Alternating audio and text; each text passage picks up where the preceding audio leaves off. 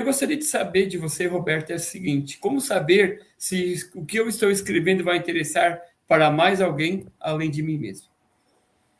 Eu acho que quando você é honesto, quando você traz de fato a sua verdade, a sua história, existe algo, inclusive na comunicação, que eu gosto muito, que é o rapport.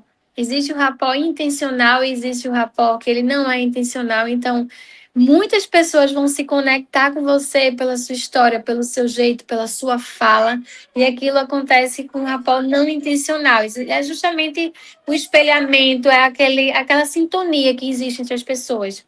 E existe o rapport intencional verdadeiro, que quando você quer de fato atingir aquela pessoa, você quer que aquela pessoa ela compre o teu produto, ou ela lê o teu livro, e você pode fazer intencionalmente um rapport com aquela pessoa, mas sempre usando da verdade, né? Sendo honesto.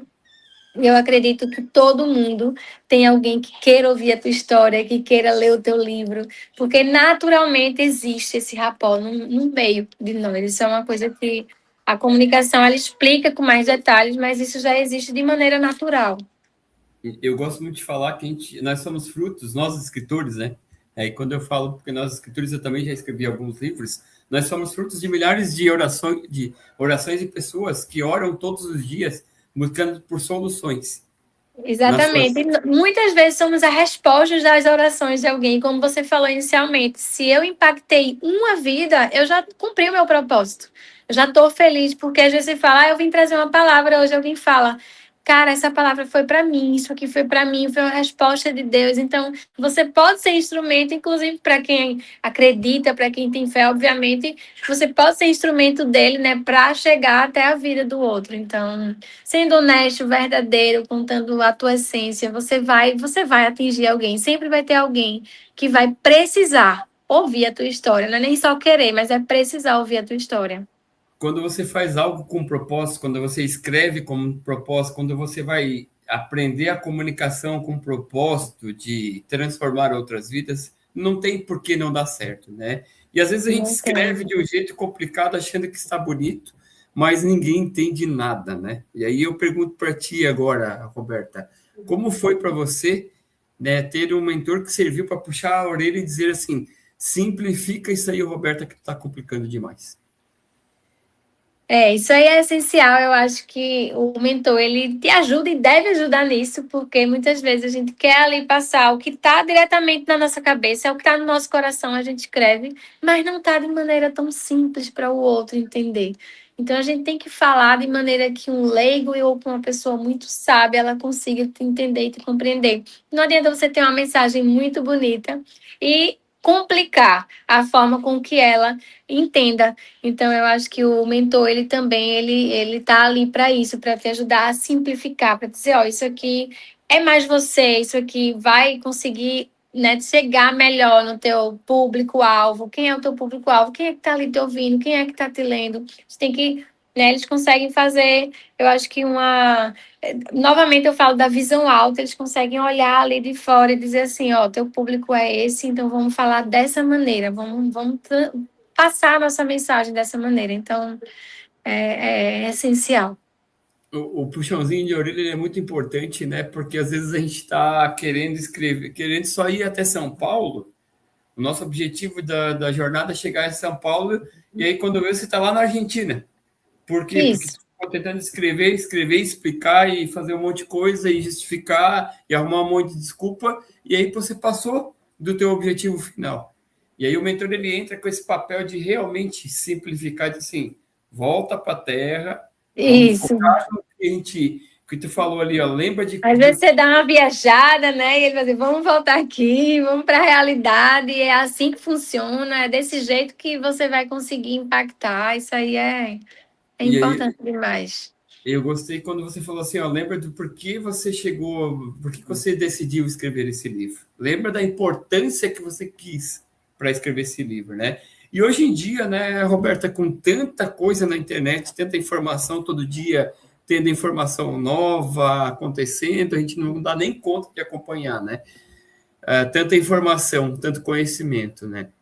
Com a inteligência artificial ainda mais, né? Como você acha que é escrever um livro que prenda a atenção de uma pessoa do começo ao fim? Sabe aquela experiência de ler um livro físico? O que Sim. você pode contar? dessa Eu experiência? acho que sendo humano, eu acho que a gente está numa era que é sim importante o digital, que a inteligência artificial nos ajuda, mas também ela é perigosa. Então tem muita gente que sente falta daquele calor humano mesmo, daquela realidade, daquela emoção, porque eu acho que assim, um dia desses eu vi uma frase que assim, a vida não é o Instagram.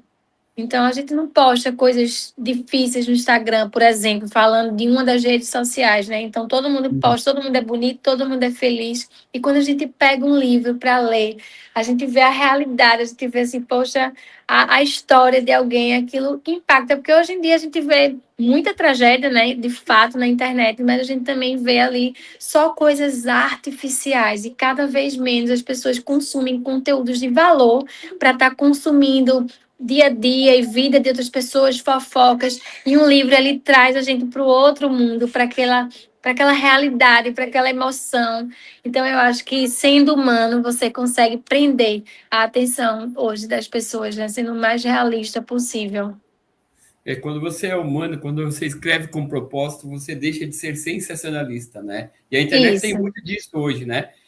Pessoas buscando ter mais audiência, maior engajamento com notícias muitas vezes falsas, com Se notícias sem. promovendo de maneira assim distorcida, e eu acho que tem gente que está cansado da internet, tem gente que fala, ó, eu vou sair um pouco da internet, das redes sociais, e ela vai para onde? Ela vai para livros, ela vai para a realidade. Eu acho que um livro ele é muito real, sabe? Ele passa aquilo a realidade de que a internet hoje em dia, infelizmente, não passa tanta credibilidade, embora a gente precise se adaptar, claro, porque é o nosso mundo, nosso meio hoje, mas nada que um bom livro ele nos tire da internet para realmente fazer a gente Exatamente. viver uma outra realidade. Eu gosto muito de falar, né, dessa escrita com propósito, porque você não vai escrever um livro com uma história sensacionalista, você vai Isso. realmente mostrar o que de fato A aconteceu. realidade, né? A verdade, a Os, bas- essência de tudo que te fez escrever aquele livro, né? A essência, eu acho que ele os bastidores da tua vida que ninguém conta, né? que ninguém conta. O que ninguém conta, na verdade, na rede social, como muito bem colocado para você, né?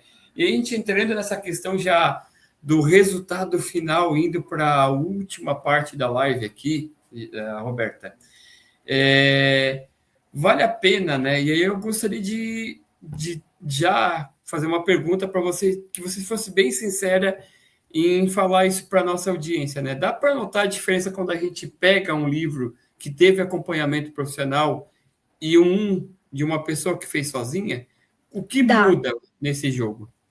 Eu acho que um livro com acompanhamento, ele flui. O texto ele flui, ele tem um início, ele tem um meio, ele tem realmente um fim, ele tem um storytelling. Existe ali, né, intencionalmente, momentos mais impactantes, uma jornada. Eu acredito que existe uma direção e uma organização dentro dessa escrita. E quando uma pessoa ela escreve sozinha, ela usa muita emoção, aquelas ideias que estão lá no início a gente falou que as ideias estão na sua cabeça daquela maneira. Ah, eu quero falar isso, quero falar isso. Então você acaba embaralhando.